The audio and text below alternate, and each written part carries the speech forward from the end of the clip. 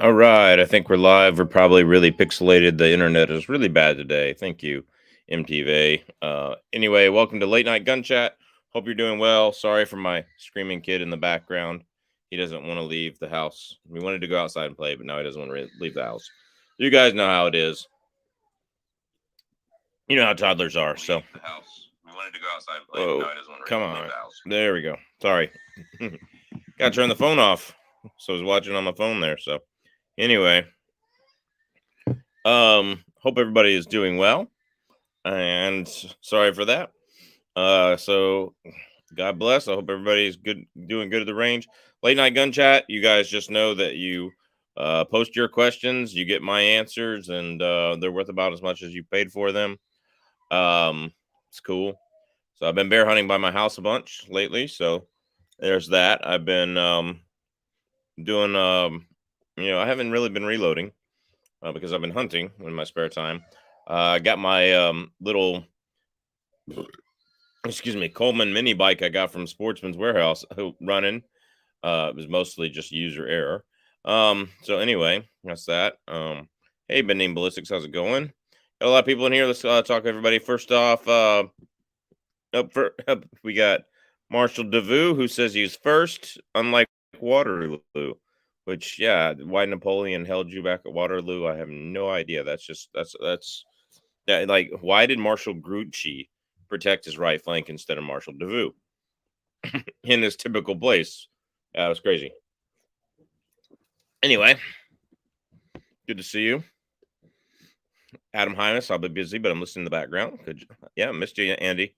Alaska One Andy, how you doing? Let's see. Paid $5.18 per gallon for unleaded gas this morning. I saw it at $5.29 in Anchorage. I know you're in Fairbanks, so that's crazy. Yeah. What's up, Philip Mullis? How you doing? Scott Leapier, you got it right. Hi, Chuck. Thank you. All right. God bless you. All right.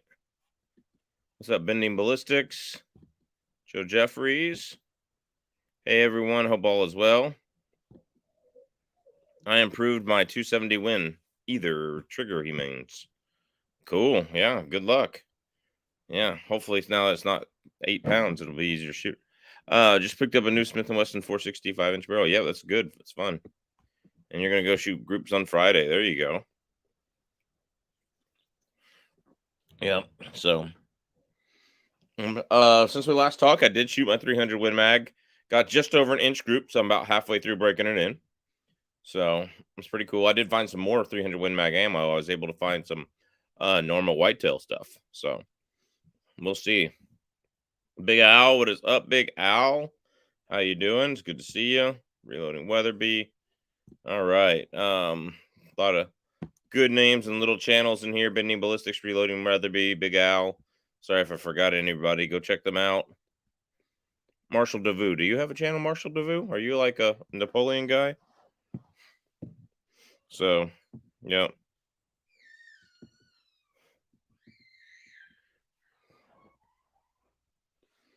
Is there still a range? Yeah, yes, there is. It's but it's not. It's private. You have to join. You have to pay to join the range. It's not a public open to the public anymore. I have to pay the membership and join. All right. Be sure to hit the thumbs up as soon as you come in. Yeah, cool. All right. Marshall DeVue does not. No channel yet. Okay. Yeah. I'm sure you have some great experiences to give us, Marshall DeVue. All right. Hey, Joe. How you doing? All right. So, late night gun chat. Just so y'all know, with the new logo and stuff that I've got and stuff, I've got plenty of t-shirts ready to go. So they should be in the link description. Should be good. It used to be open for all back when I was a kid. It used to be open for all about 3 years ago. And they changed that. Marshall is a history nerd. Yep. I haven't had time to do a video with matches going on. There you go. I have a rental to work up there this summer. Yep. You still have the Mod Road range, MAUD. It's up in Palmer. So, how do you determine zero for your caliber? Been bench testing a few rifles and experimenting. I'm mostly just sighted at 100 yards. That's where the closest range to me is, and then I'm not going to shoot beyond 500, so I don't dial past there most of the time. So I'm not. That's not a big deal to me. But if you like, if you're one of those people that want to just a all you have is a crosshair and you're not going to hold over and stuff, you want a dead on, point of impact, um, dead on kind of thing. You know, there's people that. So you vote yet? I have not voted yet. I have not gotten my ballots. So the road to Mod Road absolutely sucks. Yes, it does. All right, it is terrible. It's easier in the winter until somebody tries to make you get over the pass, and then you can't get stuck out of the mud. So, yeah. So it is what it is.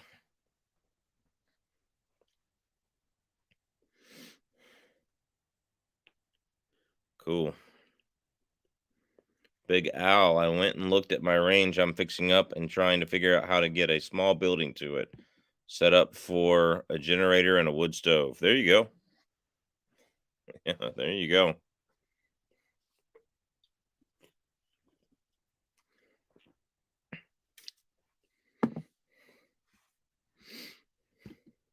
I need to find a wood stove. How's the 9mm king?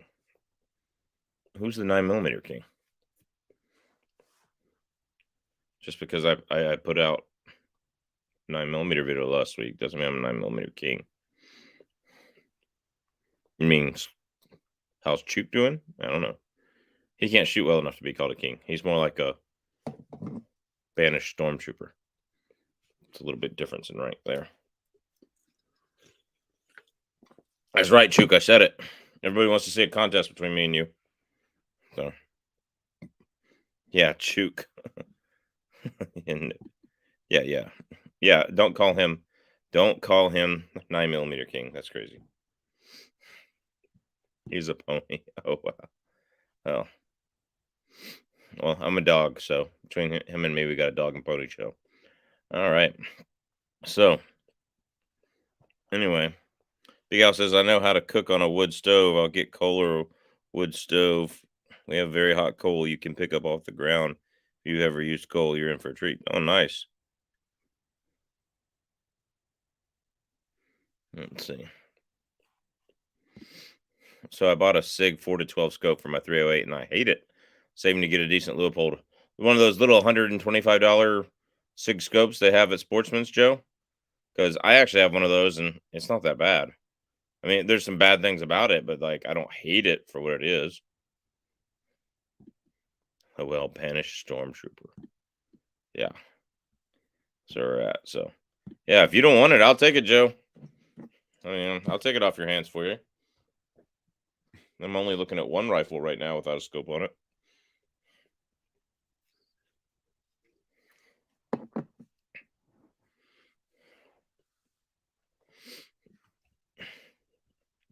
So late night gun chat, you guys gotta to make sure you go over to my MeWe page and go over there. Make sure you get signed up. You can check out all my MeWe links. I put links daily, sometimes multiple times a day to different cool stuff. When you buy something, you help the channel. YouTube is really throttling down the views. I don't expect tomorrow's video to even get 500 views, much less 1,000. So, and if we get 1,000 views, I make $6.87 or something like that. It's terrible. It depends on the video, of course. So like it does not cover.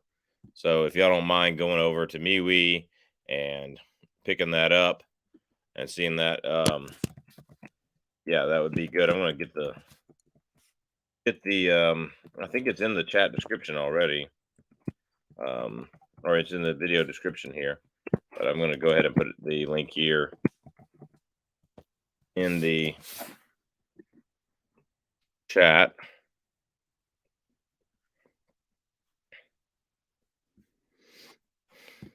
So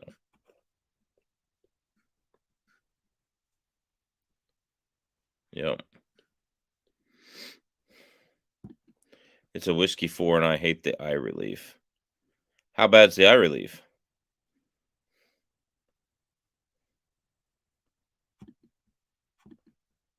Yeah, I probably won't be free in 45 minutes.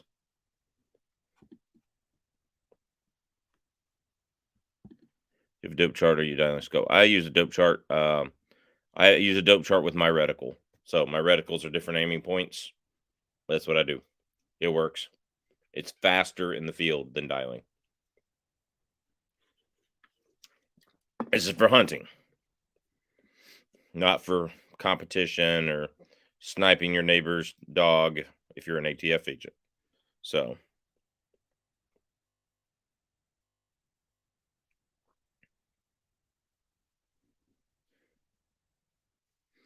Hunter Kirk, how's it going? Good to see you again. My Birchwood Loop Range has no profanity rule. Alaska's getting so soft. Yeah, Alaska's a purple state. People don't believe me. So everybody has a no profanity rule these days.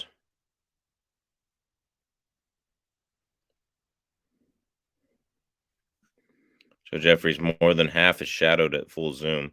That means it's not your eye relief isn't set, dude. That's weird. It means your eye relief is you are too far. You need to set your eye relief. So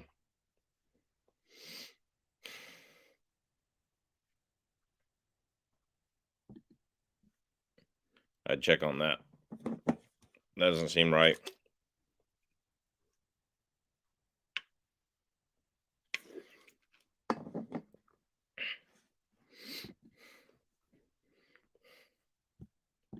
Yeah, sounds like you need to move the tube. Because those things are supposed to have like a 3.8 eye relief, 3.8 inches, which is pretty darn good. Like that's like 3.5 to 3.75 is like my minimum. I'd rather have a good 4. All right. John Norman. Good evening. 7mm rim mags 175 versus 300 Win Mag 200 for Alaskan use. I'm voting Win Mag. First of all, grain doesn't make that much of a difference compared to bullet construction. I've been using 139 grain LRXs in my 7mm Rin Mag. This year, I upgraded to 145 grain LRX because that's all you can find a hand load. And I'll probably do 175 LRX. And, it's a solid copper bullet, might lose its petals, but it'll keep penetrating. The core of it'll keep penetrating. Like I don't see the point in making up a grain without telling me the bullet construction or style. So, like, there you go. So, like, you need more information in there.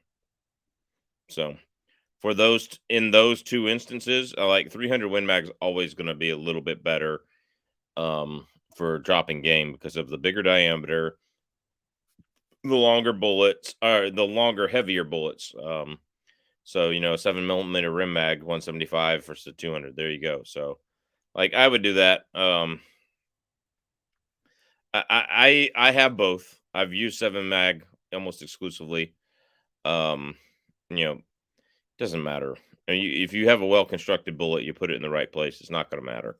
But I would tend to lean for Alaska 300 Win Mag. Yes, I agree. But that's that. I have it set flush with the charging handle. Maybe I'll set it back before I let it go. Yeah, that's not good. Nobody sets their scope flush with the charging handle. It should be a little bit in front of it, especially on an AR-10. This is what I believe you're built. Yeah, it needs to go up in front a little bit. Yeah, yeah, that's weird. Every scope's different. You don't just set it flush with the charging handle. You actually set it to your eye relief. With you on 300 Win Greg. Love how hard it hits, especially with 200 grain. Yeah, I bet it does pretty good. So, hello from Gettysburg, Pennsylvania. Hello, my friend. You've already been in here, but yeah. Dan O'Neill, how's it going? Man of many words, yep. So, yeah. Yeah, it's gonna be difficult. I know my 7 mag rifle better, so I'll probably hunt with my 7 mag. Next week, for example, we're going grizzly bear hunting. And I'm taking my 7 mag, mainly because the 338 Win Mag is going to be a camp gun for my wife because she can actually handle it. And then my 4570 will be like my buddy that's going with me. He's not been here a year yet and can't buy a hunting license for cheap, so he's going to just be my meat hauler. and he's going to have my 45-70 with him. So that's that. And so, yeah, I'm taking my 7mm rim mag and not the 300 rim mag for 300 Win mag for quite a few reasons. Actually, for me, the 7mm, I just know the gun better. Like, I know how to shoot it. I know where my holdovers are. Like, I know the gun better. I have more ammo, you know, to go sight it in, that kind of thing. And it's a little bit more accurate right now, not much. So, is what it is.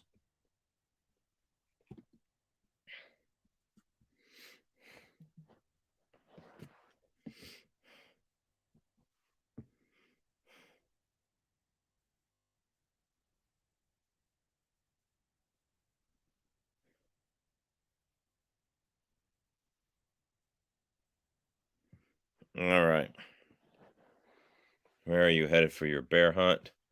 I am headed up. We're going to go hunting off the Denali Highway. We're going to hunt brown bear up there. All right. Hey, all.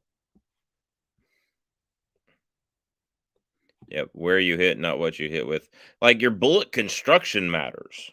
Like, you could have a perfectly good hit with a VMAX and it blow up on a rib. Yeah, the thing might die, but yeah, it's not going to be that great. Ammo prices going up around here again. Yeah, here too. Best bear defense pistol. Anyone that gets you to a bear defense rifle. Let's see, but no, I'd say it's probably your best bear defense pistol. Now we're talking pistol or revolver. Using the term pistol as a generic term for handguns. Semi-automatic Glock Model 40, 10mm, and revolver. I would go 44 Magnum. So there it is. So, all right, Austin Reloading Weatherby has joined us. Hello, And my friend. how goes it? Oh, doing pretty good. Good. People are here just debating whether or not whether I should get a or 7mm. Here, I'll scroll back up to the question. Yeah, here we go. 7mm Rim Mag 175 versus 300 Win Mag 200 for Alaskan use. I'm voting the Win Mag, he says. Yeah, and I agreed with him, but like you need more information because just a 175 versus a 200 is not enough information. So Can't go wrong with either one. yeah, it's like that's that. So I mean, know how much you love the 7mm. So I do. Yeah, I do. and Mountain View is talking about how prices are going up again. Yeah. Best bear defense pistol is what you have on you at the time. You should probably make that decision before what you have on you at the time. It's like that's like people will say that, and that's the no offense to you, Mountain View, but that's like the dumbest response. It's like you should, if you're going out in bear country, you should have a conscious thought process of what you're taking with you. You know. So, have I shot the 7.62 by 25? I have. Have I? Do I own one? Do I have it on the channel? No, it was a long time ago.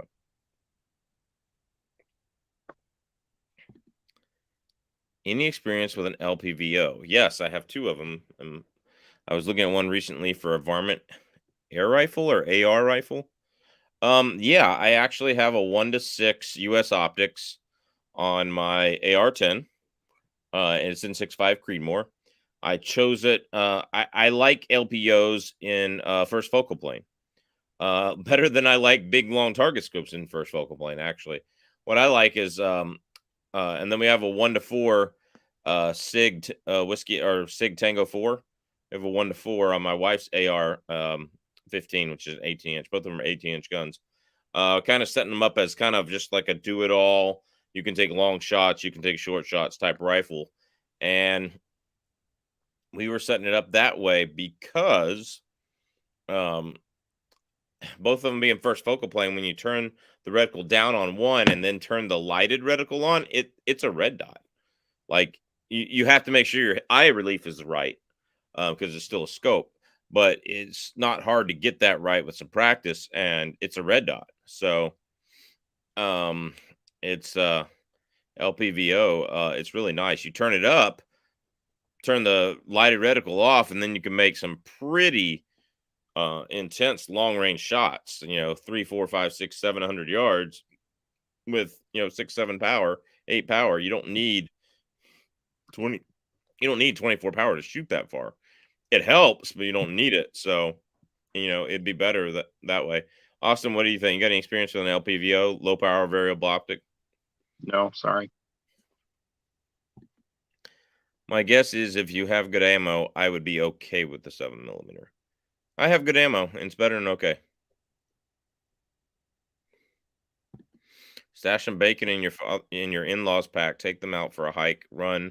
Best bear defense. Based bear defense. Yeah. It's not actually that simple, but yeah. Make sure they're liberals. All right. I'm just kidding. So yeah. Okay. John Norman responded. I was thinking conventional, probably partition. Never seem to think about the all copper stuff.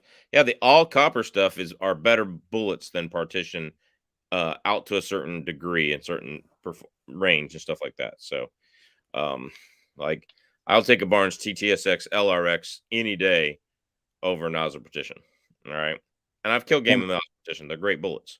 So, And what's the farthest you would shoot at, say, like a brown bear or grizzly bear? brown bear, I limit. No, I don't care what caliber I have. I limit myself to 300 yards. So I think a copper bullet would be fine out to that distance. Oh yeah, and probably another 200 yards. But the reason why I limit myself is beyond that range, beyond 300 yards, everything seems to go up exponentially. Your drop goes down more. You have more drop.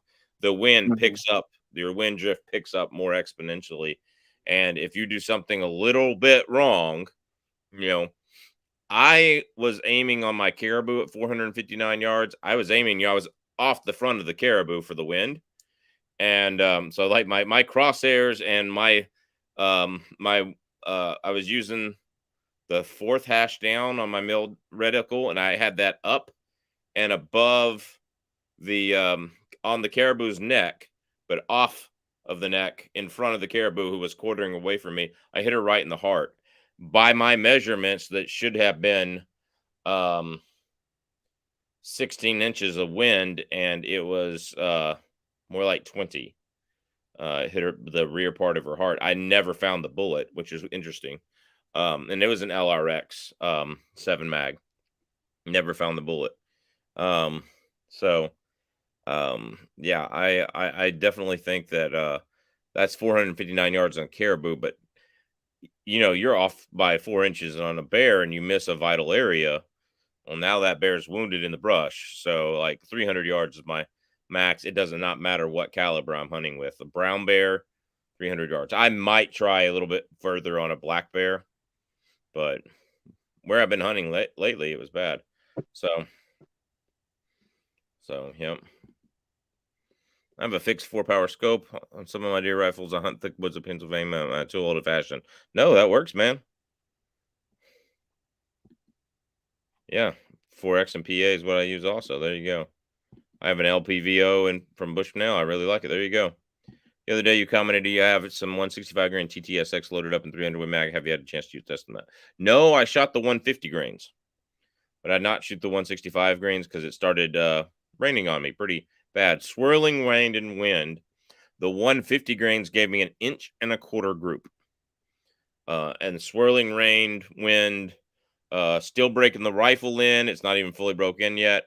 And I got a 1.25 inch group. For the conditions I was in, I was ecstatic with that group, to be honest with you. Normally, I'd be pissed at myself for that group, but for the conditions that I was in, I was actually pretty good. So I think the 165s will probably do a little better, and I didn't load them special to fit the chamber or anything like that. They just are what they are. So I'm going to be loading up some, stuff soon to compare a 7 mag. So is what it is. Maybe burger? Just kidding. Yeah, not those are going to get to. I promise I'll get to those, but we'll see. I just put a 4X scope on my 1899 Savage 303 Savage for deer. Never mind. I'm way too old fashioned. There you go. That works. I did not test them for velocity, only accuracy. I went out to the range and only tested accuracy. I did not go out to our little shooting spot in the woods where I do my videos and test everything. 2 to 7 variable. I think 4x is sometimes too much magnification. Yeah, sometimes. Yeah, if you're in the thick woods inside of Georgia, you just need a 1 to 4, man. You need a 1 to 4, 1 to 6, 1 to 8. You don't need like an LPVO is like perfect for hunting. LPVOs originated on hunting rifles and they got moved to the tactical world. Because LPVOs started on large game hunting rifles, started on your 375 H&Hs, started on your 458 Win Mags. That was back in the day. That's what you put on it for the quick acquisition, a 1 to 4. That's what you put on it. Or so LPVOs actually started on hunting rifles. People don't know that. So, you got any what do you think's perfect? Now you live in Utah where there's more wide open space. So, what do you like on yours? Like a 25x? No, not at all. I most, when I've been elk hunting, I've been having it on 4 times, because just in case something's within 100 yards, I don't want it on 8 or even more. Yep. Because it'll be hard to find the animal. So. Yeah, I use a 3 to 9x40 a lot. Like to me, a 3 to 9x40 is hard to beat. I got that little Leupold American Marksman on my 6.5x284, and it's just a 3 to 9x40, and I have it because it's a lightweight hunting setup. And it's a very lightweight scope, and it works. It's clear, it's bright, and it works. And 3 to 9 is what it is. So, like I turn it on 9 power when I'm overlooking the power line out at 500 yards. I turn it back down at 3 when I'm walking. So I agree. Yep. Now I do say that, I do that because of the drop chart. When you're overlooking an area, you turn it to the highest power because of the drop chart, because I could see 548 yards where I was at, So that's that. Yes, this will be spot and stock on bears. It's open tundra area where we're going. Yes. Open tundra in between mountains. Yeah, it's a pretty cool place where we're going. So next. I'm gonna be up in AK next week. Want to try my DMR build I just finished? Maybe. We'll see how long you're gonna be here and stuff like that. Email me at Ballistics@gmail.com. We can talk about that. I have a 1 to 6 on a Marlin 1894 and 357 mag. Just as fast as a red dot up close and shoots 2 MOA at 100 yards. Not bad for a pistol caliber lever gun. No, it's not. See, and that's what I'm talking about. Those things, LPVOs are great on hunting rifles. I use a 1.5 to 4.5 on my 303 Savage for deer sometimes. Never mind, I'm too old fashioned. No, you're not. That works. I leave my 3 to 9 on 3 most of the time. Yep. I've dialed up my 3 to 9 Redfield Illuminator in Bama, Georgia to peer at something in the distance, then missed a deer opportunity because I forgot to dial it back from 3 to 9. There you go. It happens. So, okay. Anyway. So when are you coming up here, Austin, to hunt? Are you going to come next season or the season after? Or what you want to do? I don't know. I got to come up with some money to pay for the trip. There is that. The plane ride's a little bit expensive. I was actually looking at prices for plane tickets to Anchorage. Not terrible, but not cheap. No, they're not. They're not cheap. Oh, and they're never cheap. Especially like look at the Anchorage school district calendar and plan around that. Because if it's a day when teachers and students just got out of school for like Christmas break or like summer break, yeah, they jack the prices up. So, and they jack them up in summer compared to winter too. I think I was looking in the fall and it was around $600 or more. Yeah, that's a jump on it right there, to be honest with you. So I hate to say it, but that is a jump on it. So yeah, probably not this year, but maybe in the next couple of years, I'd love to come up. Yeah, not this year. But anyway, I am going to.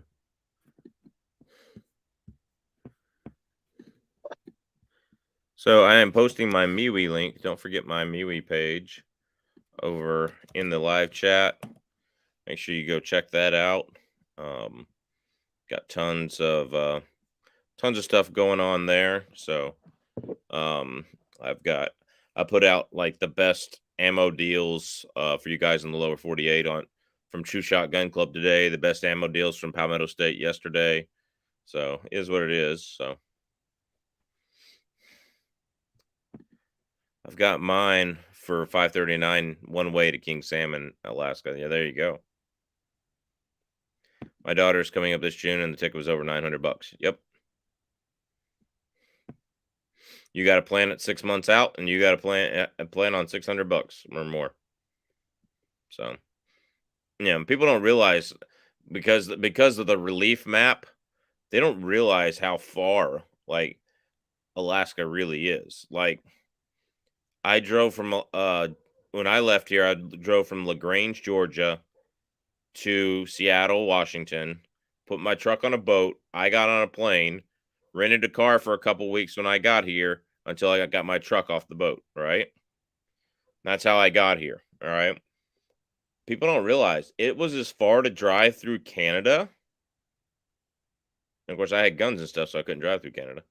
It was as far to drive from Canada to Anchorage as it was to drive from Atlanta, Georgia area to Seattle.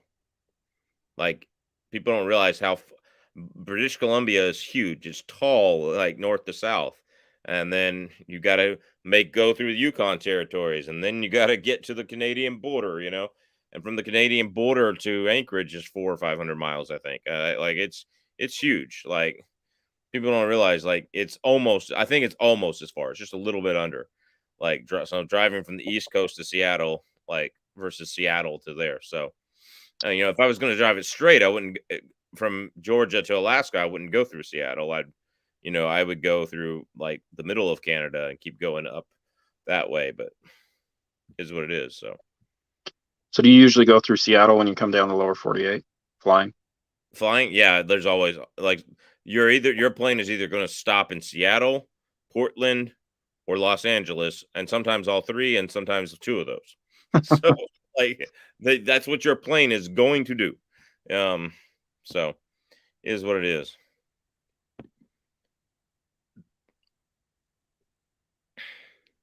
What's weather like in Kodiak, Alaska? Pretty rainy, I think I've heard.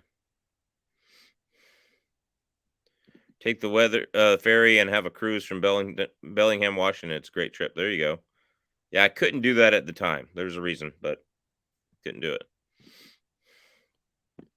How's the availability of reloading components in AK these days? In Canada, I'm seeing basically nothing for rifle primers. Very little powder. Lots of bullets, though. We have a decent amount of powder and bullets. Casings are coming back. Primers are hit or miss. Yeah, like, I buy primers whenever I see them for a decent price, like, at all. So, it is what it is. Powder is hit and miss down in the lower 48. Bullets are available, and primers are not to be found unless you want small rifle. Small rifle is the only thing I've seen lately. And to be honest with you, I got enough small rifle, got enough casings in 223 5.56 to do that. So, it is what it is.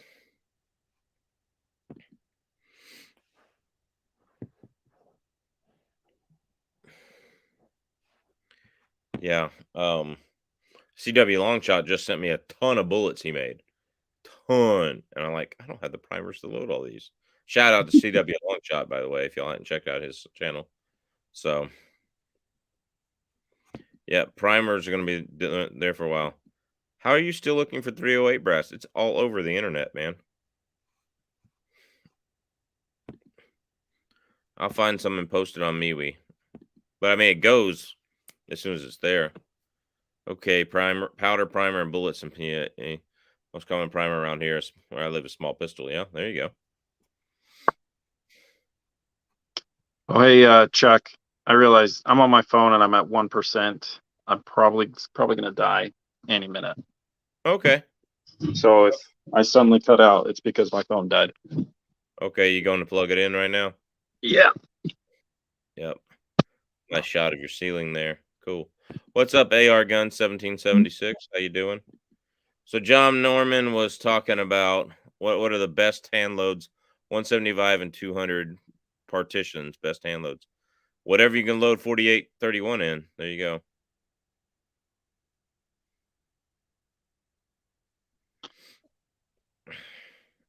Oh, you've been looking for the primed brass. Yeah, that's gone.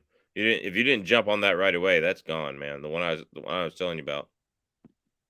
I don't reload, but I have a few hundred rounds of Federal 6.5 brass once fired. Is it even worth selling if I haven't cleaned the brass? Like 400 rounds? No, it's not worth selling. Give it to me. I'll pay for What type of 6.5 cartridge? I assume Creedmoor. it. Mm-hmm. If it's PRC, it's definitely worth selling. Yeah. Oh God, yeah. Creedmoor, not so much. I mean, people can get a lot of Creedmoor brass. I've got a decent amount of Creedmoor brass. I could use some more. But yeah, I mean, if you want to sell it, you can sell it. You know.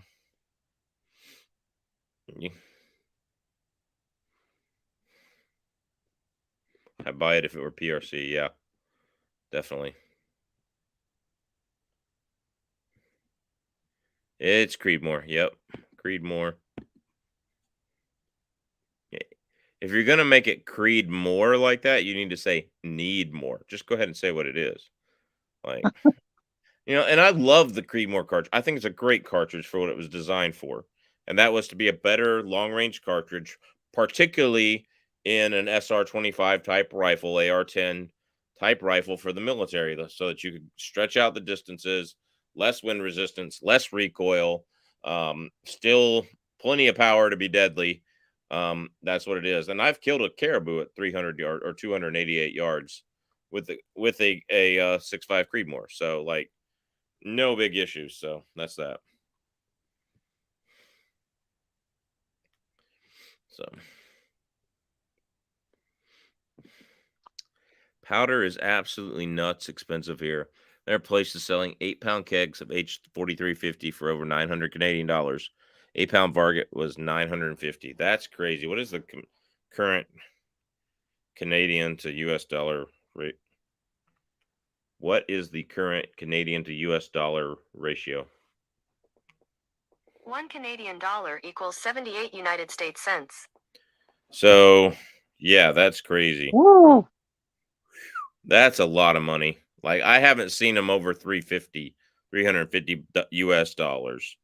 And so, I mean, 950 times 0.78 is $741. That's over double what I've seen it for here. That's crazy. But I will say this, different stores are charging different prices. One of the worst up here is Sportsman's Warehouse. I'll go ahead and call them out. And I buy a lot of stuff from them.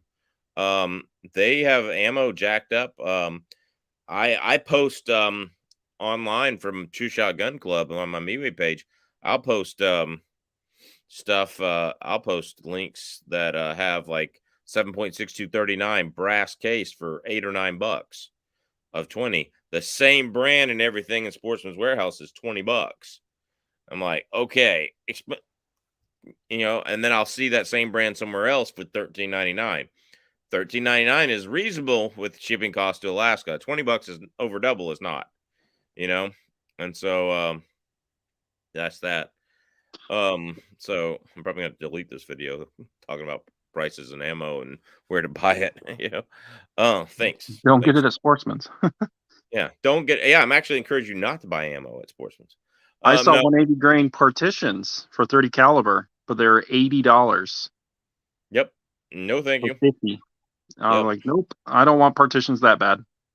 Nope, they're good, but they're not that good. I mean, especially when you can pay $45 for LRX or TTSX and have a better bullet, arguably. And as it is what it is, so can agree that 300-yard limits are for best results in open country. Yep. Last grizzly bear I shot was at 88 yards though. So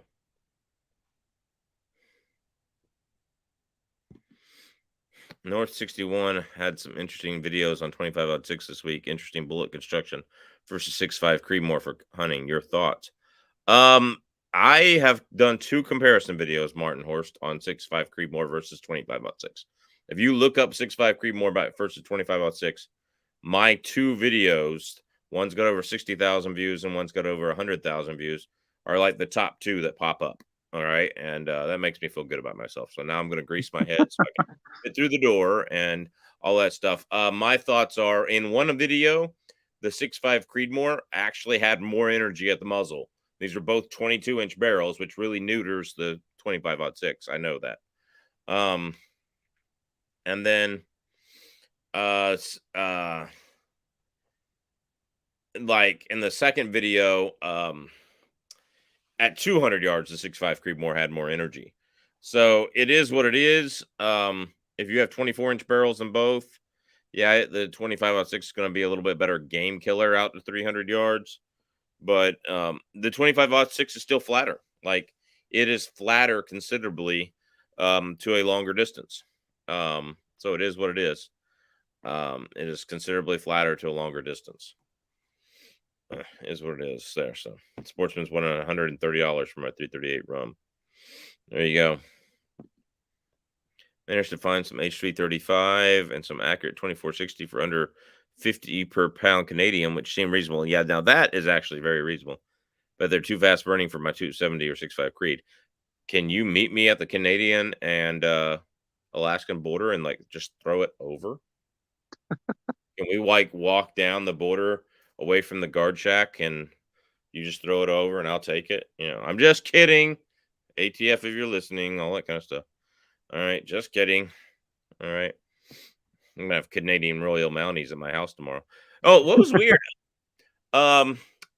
This was interesting. Unarmed security this year for the Iditarod. Unarmed security for the Iditarod. People walking around in like soldiers' uniforms and stuff, just like showing off their big muscles and working security. It was a bunch of Canadians. I mean, they were nice. We talked to them like, "Hey, how y'all doing?" Yeah, we're just doing unarmed security, and they were nice people. I mean, but like, I'm not. It was just weird. It's like it's an American event. Have American security, you know. Merc, yeah. Anyway, so All right, Chuck, I have a question for you. okay. What would you pick if you had to pick between 2, 308 or 7mm08? Well, considering I'm looking at my 7mm 08 right here, I guess I've made my choice. I mean, it depends on the application. For hunting. For hunting, you know, for me, myself, 308. For hunting, for a kid, 7mm 8, because it kicks less. It physically kicks less. So yeah, it's a box of Sportsman's has a box of 50 225 grain 338 partition bullets for $92. They're still there, yeah. Now, one thing about Nosler partition, Nosler has jacked up their prices a little bit too, y'all. That's not just Sportsman's, but yeah. But I've been getting at Three Bears. I've been getting a much better price on bullets. So you might check Three Bears for Sportsman versus Sportsman's here in Alaska, which is a chain kind of grocery, all mom and pop store. There's like 5 or 6 of them across the state in different cities. There's like 3 near me. And one of them is really good on bullets. You know, they were $76.99 for those Accubon long ranges that I bought, but they were there's 100 in the box, which makes them cheaper than LRX or, you know, Barnes TTSX by a bunch, because there's $45 for 50 in the box, you know. So it is what it is. That's where I'm going. That's where I'm getting my reloading components. Yes. Three Bears here in Alaska, man. Telling you. You're driving from Anchorage to get them, aren't you? 67 Rebel ASST AMC. So yeah, getting your reloading components. You know, Three Bears and Boondocks, probably about the best places for reloading components. Great Northern Guns too. Yeah. IMR 3840, 4831 is good in just about every caliber that it's good in. So, in your opinion, which is better, copper bullets, GMX, TTSX, or LRX? LRX. You're going to get better expansion out to 500 or 600 yards. So, yeah, they got a 3 Bears in Healy. Yeah, they just built one a few years ago. Yep. I think it's the northernmost 3 Bears. There might be one in Fairbanks. I don't know, or on the outskirts of Fairbanks. Fairbanks is a pretty nice town. It's a nice town. Like the streets are broad and well lit, and like they have all sorts of cool places. But I don't think Hornady's making the GMX anymore, are they? I think they are, but I think they're gonna go phase it out and make it into the CX only. So In your test, didn't you find that the GMX expanded better than the TTSX? no, I haven't. I have not directly compared them. Oh, okay. Maybe I was thinking of someone else. Yeah, I plan on that video this summer. I have LRX, TTSX, GMX, and CX all 150 grain except the LRX 145 grain for my 7 mag. I plan on doing that this summer. Nice. So, yeah, I second the LRX. Amazing. The LRX out to 500 or 600 yards is probably your best hunting bullet made. Yeah, 130 grain Barnes TTSX is the bee's knees in 308 Winchester. Hangs with the 270 130. Yes, it does. Yes, it does. 270 might eke it out just a little faster, but not by much, with the right barrel length, So, is what it is. I have a few of those for my 300 Weatherby. Probably won't I've got a use them. box here to play with for my 300 Win Mag, yeah. So, but yeah, I couldn't think of a better all-around bullet for a 308 if you were going to hunt whitetail up to caribou and elk and black bear than the 130 grain TTSX. And people go 130 grain. It's about bullet construction, not bullet weight. I tell people that all the time. You tell people that all the time. So, how's the accuracy of the scene? I have not tried it yet, guys. I have the bullets, but I have not tried it yet. Is weather getting better so you can shoot? Oh yeah, the weather's been great lately. It's 62 degrees and sun shining today. But it's just I'm busy at work right now. Have you heard from Chuk since Congress started the UFO hearings? Didn't get a video today. Check on him if we don't hear anything for a day or two. I will. I will. He's working. He's working. So that's just something to give us Americans some distractions. NASA releases the photo of the door carved into the mountain on Mars, and from the quality of the photo, which was kind of terrible and enhanced. I mean, it does look like a door carved in Mars, which is pretty cool. But now we know where they're going to land astronauts on Mars at, right?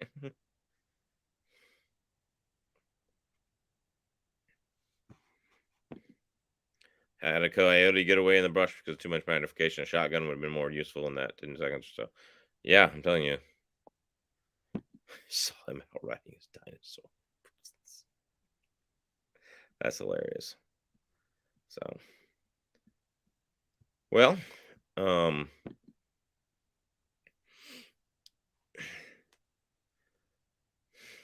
remember that this is y'all's user questions. We've caught up with the questions. So, is what it is. Sometimes the questions pop up faster on my phone. That's why I'm looking at my phone.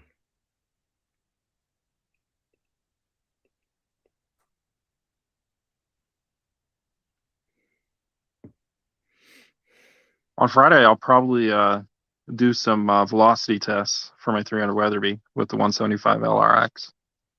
Nice. Then I'll send you the results. Cool.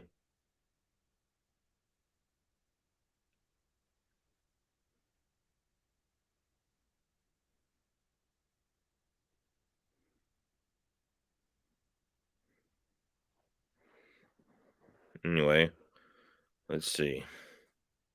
Yeah, Oh, we just got a question in finally. Marshall DeVue is back. What do you plan on using your 300 Win Mag for your 300 Win Mag bullet wise? Whatever it shoots the best, of course. I've got 130, 150, 165, 180 grain TTSX. I've got 175 and 190 grain LRX to load for it. I've got 190 grain Accubon long range. I've got some 125 grain Accubons, just regular Accubons, 30 caliber 125 grain is what it Crazy. is. So, Which all one right. would you love your gun to shoot well with? The 190 grain Nosler Accubon long range. Not the 175 LRX? If I had a choice, my druthers, yes, I think the expansion at 6, 7, 800 yards would be better, just because I Sure. wanted somebody to kill a game animal at 1,000. So I think the 190 grain Accubon long range would be better for that, because out to distance, I've seen a VMAX not explode a water jug at 500 or 600 yards. Like I was shooting, no wind, 223, 20-inch barrel, and shot a big laundry, not just a milk jug, a big laundry, like 2-gallon laundry detergent jug. All right. And it just poked a hole through both sides. No expansion. I got down there. There were 3 or 4 bullet holes in it, all draining water. I'm like, whoa. Well, one of them was draining water. The rest of them were like too high in the thing to drain any more water. But it's like, yep, okay. Yeah. Yeah, so it's like that. Dan O'Neill says not a fan of porting. That's what tomorrow's video is on. Thank you, Dan, for that little plug. Tomorrow's video on is porting versus non-porting, and how does that affect velocity on a Glock 19. So that's episode 2 in our porting versus non-porting. Similar results to episode 1. So it is what it is. That's that. Loaded up some 140 grain interlocks with IMR 4831 and reloaded 22 today. 270 Winchers. Trying Magnum primers because I'm almost out of regular large rifle. I have never loaded up 270 with a large rifle. It has always been Magnum primers. I mean, I'm running out of, yeah. I've used 215 primers and it works just fine. Yeah. I've done it in 7mm 08, full charge 150 grain. Like, it Really? works. Yeah. Huh. So, like, it's more about size and shape of the primer than anything else, than actual spark that it gives. People don't realize that. Just get Nosler Accubons and call it a day. Yeah, I've got some. I got some 125 grain to test in my 300 Win Mag. It's really hard to find Accubons right now. Yep. Especially in 30 caliber. You can't find any 180 grain. No. I wouldn't mind 150 grain Accubons in my gun. Like the Accubon's a good bullet. Now I killed my first caribou with 180 grain Accubons, and I loaded them up in 30-06. They were supposed to go 2650. In the 22-inch barrel, they were going 2588. The caribou was at 288 yards, and it just went through him full metal jacket. Like, it didn't expand. Like, Accubons are known for not expanding at that distance at low velocities. Like, you really need them above the 2300, which means that's why I like the idea of those 125 grain Accubons. They're definitely going to expand. Yeah, because they're going to expand. They'll probably even shatter at that velocity. But it is what it is, right? So where I live, I use 22 Hornet hand loads for Coyote, 45 grain VMAX, 2,800 feet per second with Hodgson little gunpowder. There you go. Thanks. Always appreciate your thoughts. Have a great week. Look forward to your next videos as always. Thanks, man. What is the best 6.5 Creedmoor round for larger game? Oh, that's easy. 127 grain LRX. Yeah, I mean, you can find 140 grain partitions, but yeah, I'd say go 125 grain LRX. There you go. Do you think the 6.5 Creedmoor shoots like an Accubon fast enough, or would just stick with the LRX? The Accubon long range.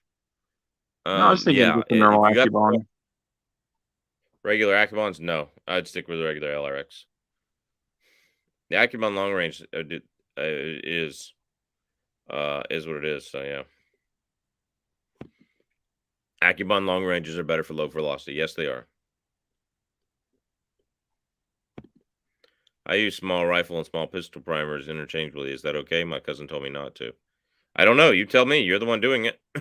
Like, you tell me. Do they shoot okay? Do they group differently? Are you getting different velocities over your chronograph? Like, you tell me the answer to this questions. So, is what Yeah, it I've never is. tried it. I wish I had a 338 nozzle precision green 225 green bullet for every time you say it is what it is. I could really tell Specimen's Warehouse to go fly a kite. Oh, Busta Base loves you too. All right. Mr. Weatherby, what would be your dream next Weatherby cartridge and why? Next one I'm getting is a 257 Weatherby, but my dream one would be a 340 Weatherby and a Mark V. Why? So I can go up and hunt with Chuck without worrying about being underpowered. Chuck's been hunting brown and black bear all week with the 6.5 284. So, And I would bring up a 340 Weatherby. Maybe a little overpowered, but whatever. no such thing against Nope. brown bear. That's that. It's worked so far, is what he said. Okay. Do you get lower velocities? Do you get point of impact shifts? Like that's what we're looking for. Yeah. Like we're looking for like real answers. You know. I'm glad they fire. There you go. You can borrow my 375 rum. There you go. Honestly, I could take a 300 Weatherby and be just fine up in Alaska. Yeah. I love my 340 Weatherby Mark V Sporter. There you go. Busta Base is flexing on you there, Austin. So I know. I'm too poor to own a Mark V right now. yeah. Someday that'll change. Really want to rebarrel my Bergara into 284 Winchester. Now that would be fun. 284 Winchester is a great cartridge. People don't understand. Like it is hands down better than a 7mm 08. Oh yeah. And it's considered a short action cartridge. It's kind of more of like the 6.5 284 is more like a medium action cartridge, if you would. So they put it in a long action cartridge, but you can actually fit the 284 Winchester in a short action cartridge. So a short action rifle. I'd say the 284 is even better than the 270 Winchester too. Well, everything's better than the 270 Winchester, but I digress. I guess I'm preaching to the choir with you. Yes, I'm staring here at my 270 Winchester right now. I got nothing against the cartridge. There's just better cartridges out there that do everything it does, but better. You know. So I got to say, I'm you know, really excited about my Savage Axis having a 2.5 pound trigger now instead of a 7 pound trigger. That's cool.